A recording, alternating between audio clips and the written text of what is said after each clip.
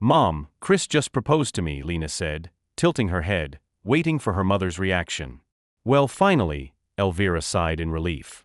I was starting to think things weren't serious between you two. Oh, come on, Mom, Lena smiled. We've known how we feel for a long time. Marriage doesn't change that. We actually thought about skipping all the fancy stuff. No dress, no photo sessions, no 100 guests, no 3-day drunken marathon with bouquet throwing. Then why did he make an official proposal? Her mother asked, surprised. Oh, I just said that, it's more of a figure of speech. We'll have to register the marriage anyway. It'll make the paperwork easier later. But let's just do it quietly, something small and private. Private? Elvira raised her head indignantly. Yeah, Lena waved her hand.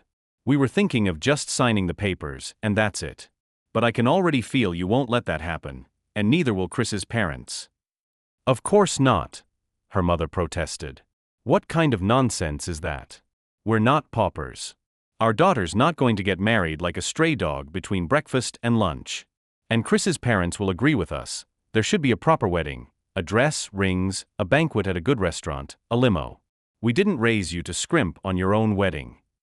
Mom, why don't you just give us the money instead? We could use it as a down payment for an apartment. Why do you need an apartment right now? You can live here. The big room will be yours. What's the rush? In short, the conversation with her mother didn't go well. And as it turned out later, her fiancé didn't have much more luck with his parents either. When it came to wedding plans, both sets of parents stood united. A limo, a wedding palace, a 2-day banquet in the best restaurant, all relatives and friends invited. Any timid objections from the young couple were ignored. Despite their generally good relationship with their future in-laws, the wedding planning somehow turned into a competition. Who could throw the grander celebration and spend more money? Chris's parents invited a second cousin and his wife. Well, we're not worse. Elvira said. We have old friends too, even if we haven't seen them since 2021. Where's their number? Who else have we forgotten? Think. Chris and Lena tried once again to reason with their parents, but were told, the more guests, the more gifts. That ended the discussion. In the end, the couple decided not to stress about it anymore and let their parents handle everything as they pleased. But soon, a rather delicate issue came up, one that needed to be solved quickly. Chris had both his parents, his mom and dad, still together. But Lena's family situation was more complicated. Her mother had a legal husband who wasn't Lena's biological father. Her stepfather, Nick, had a good relationship with her. He never tried to discipline her or demand obedience. They had a friendly neutrality between them. Lena's biological parents had divorced when she was 3, and not on the best of terms. Her father, Paul, had paid child support and wanted to see his daughter, but Elvira made those meetings so difficult that they were practically impossible. Eventually, Paul left to work abroad, met someone, remarried, and continued to send money but stopped trying to meet with Lena. 2 years ago, when Lena turned 18, he found her and asked to meet. Surprisingly, the meeting went well. She didn't blame him for the past. Her intuition told her that her mother's version of events wasn't the full truth. And Paul never said a bad word about his ex-wife. He congratulated his daughter on becoming an adult and told her he would continue to help her financially, now directly to her bank card. Lena didn't touch that money unless she really needed to, and she never told her mother about it. But now she had to talk to her. Paul had heard about his daughter's upcoming wedding and hinted that he'd like to be invited.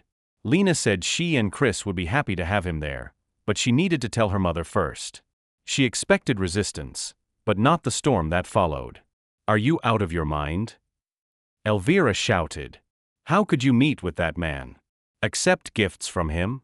Talk to him at all? Mom, he's my father. He's a disgusting scoundrel who abandoned me with a baby in my arms and ran off to seduce another woman. Mom, you know it wasn't that simple. I thought you'd moved on and could be civil. I want to invite my dad, his wife, and their son, my half-brother, to the wedding. Elvira gasped. How dare you even say that? What's so wrong about it? Lena asked. You invited Uncle Ed, whom I haven't seen in 5 years, and all those distant relatives I don't even know. Why can't my real father be there? My husband, Nick, what about him? Who is he then? Some random guy? He raised you. And now, at your wedding, when the MC calls the parents of the bride, what do you expect me to do? Walk arm in arm with your precious biological daddy? While Nick stands awkwardly in a corner. And then what? Nick punches Paul? Or Paul punches Nick? Because what's a wedding without a good brawl, right? Mom, come on, that's absurd. People deal with blended families all the time these days. We'll just tell the host